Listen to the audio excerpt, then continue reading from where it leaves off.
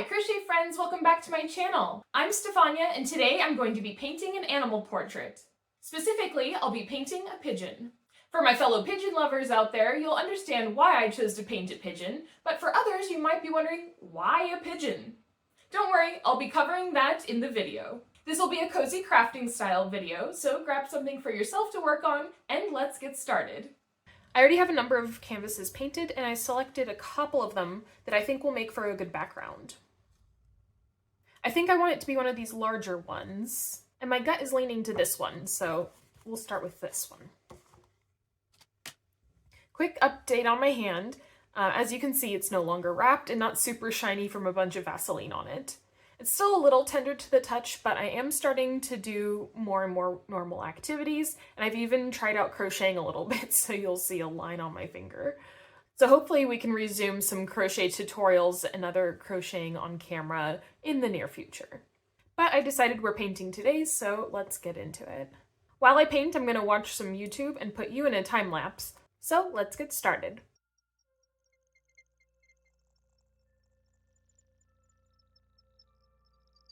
I like to start my animal portraits by blocking out the shape of the animal. You can see me doing that here with just some white paint. I look back and forth to the reference image and try to recreate the shapes I see without focusing too much on the details.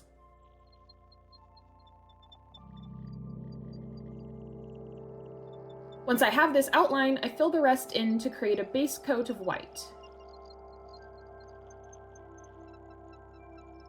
I originally filmed this clip as part of a market prep video that I was working on. But as I was working on the edit for that video, I wasn't really sure what story I wanted to tell. I wasn't feeling the creative spark and decided to pivot. I'm really glad that I decided to pivot because once I started working on this video, the idea clicked immediately. It also allowed me to show more of the painting process without making the video too long or making it feel rushed. I did end up speeding up the painting footage because it took me over an hour to paint the pigeon, but I'm glad that in the end I didn't have to try to combine this painting footage with footage of other market prep that I was doing. If you're missing that market prep video, don't worry, I'm not scrapping the idea completely, I'll just be sharing it after the market is over.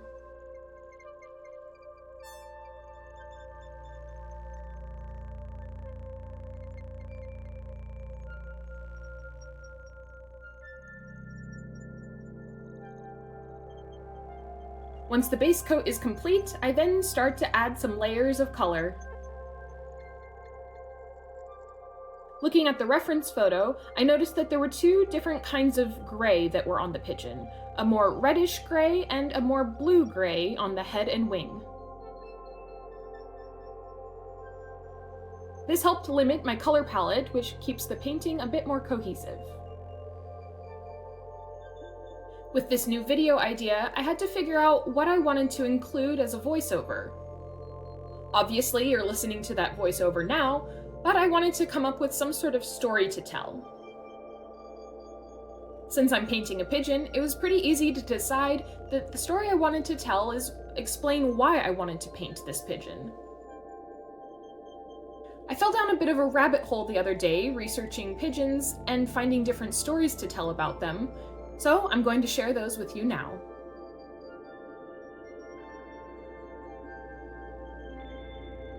Pigeons are a very fascinating species. Most people see them living in cities around the world and refer to them as sky rats. They are thought of as pests who dirty up our cities and should be eradicated. However, this ignores the relationship that humans and pigeons have had throughout history. Pigeons and doves are a part of the Columbidae family, which can be divided into 353 species. 13 of these species are extinct, including the dodo bird. I had no idea that the dodo and the pigeon were so closely related until I was doing research for this video. It's interesting that people have such a negative view of pigeons, but love doves, even though there's no scientific distinction between the two names. It really comes down to the perception. The pigeons we are most familiar with today are urban feral pigeons. These used to be domestic pigeons who are descendants of the rock dove or common pigeon. Studies suggest domestication of this species happened as early as 10,000 years ago. Doves were important symbols to various goddesses and were honored by the early Christian, Islamic, and Jewish religions. Jumping forward in time, domestic homing pigeons were relied on for communication during wartime. These war pigeons were greatly valued as they had a message delivery success rate of up to 95%. Military forces around the world have used carrier pigeons to deliver messages for over 3,000 years. One of the first known organized military pigeon networks was established around 1150 BCE by the Sultan of Baghdad. In ancient Rome, Julius Caesar sent messages to the territory of Gaul by pigeon. In the 19th century, the French military used homing pigeons during the Franco-Prussian War to transport nearly 115,000 official government communications and close to 1 million private messages into Paris when the city was surrounded by Prussian forces. In World War I, a pigeon named Cher Ami was one of 60 pigeons assigned to Mobile Loft No. 11, a part of the American Army. This loft supported the 77th Infantry Division into and through the Argonne Forest. As the story goes, multiple divisions totaling 554 men and 8 pigeons were trapped in a ravine. They had no more rations, dwindling medical supplies, and many casualties. After many failed attempts to send messages via pigeon asking for backup, there was only Cher Ami remaining. A message was tied to his leg, and he was released. Even though he was shot down by the Germans, losing a leg and sustaining a shot to the breast in the process, Cher Ami still managed to deliver the crucial message that resulted in 194 men being rescued. Army medics worked to save Cher Ami's life, although he later passed from the injuries. Exact details of his heroic efforts and injuries are debated, but there is no doubt that pigeons played a large role in war efforts.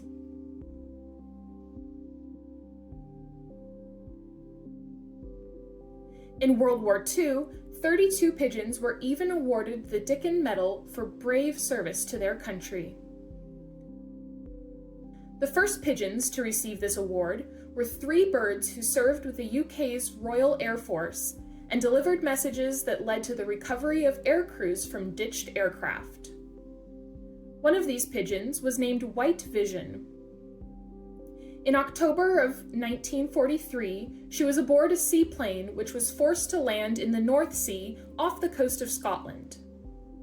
The plane's radio wasn't functioning, and bad weather conditions prevented the ship from being spotted, so she was sent out to relay where the plane and its 11-person crew were located.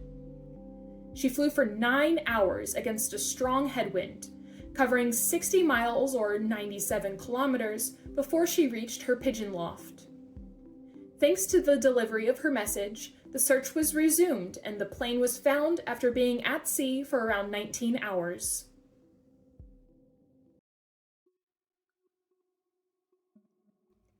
In September 1944, the 21st Dickin Medal was awarded to a male war pigeon named William of Orange. He was a part of British Military Intelligence Service MI-14 and received the award for delivering a message from the Arnhem airborne operation in 1944. During the Battle of Arnhem, German troops had surrounded Allied units. Their radios malfunctioned, and there was no other way to get messages out to call for backup other than by pigeon. William of Orange was released by British soldiers, and just over 4 hours later arrived at his nest box in England, over 250 miles or 400 kilometers away. It was one of the few messages that made it to the UK, and the delivery is credited to saving more than 2,000 soldiers. He was later bought out of service and is reported to have been the grandfather of many outstanding racing pigeons.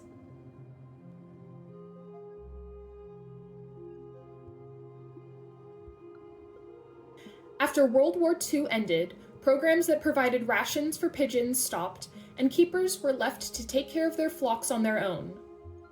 This, paired with technological advancements in wireless communications, made them obsolete.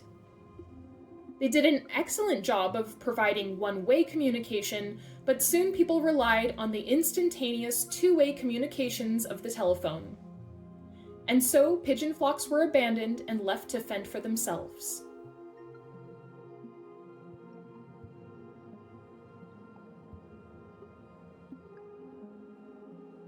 After hearing how these incredible birds were relied upon during wartime and how many human lives they saved, it seems unfair that they have such a negative perception in modern times.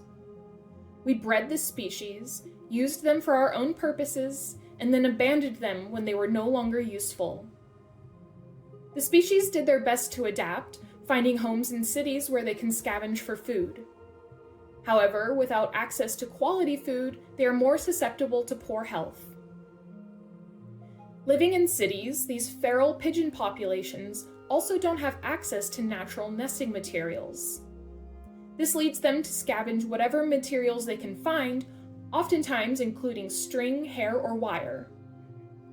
These materials, unfortunately, can wrap around their feet and tighten over time.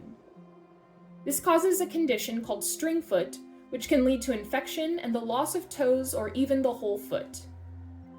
As you can imagine, this is extremely painful and can impact the bird's ability to walk, perch, and find food. String foot, if left untreated, often leads to illness and death. Luckily, there are local organizations all over that seek out and provide care to affected birds. If you're interested in helping these misunderstood and overlooked birds, I highly recommend looking up a local nonprofit in your area.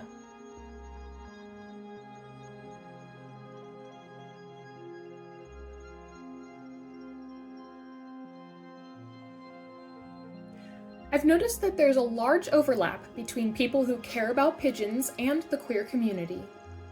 I think this has to do with empathy and how we care for those who are overlooked or seen as disposable.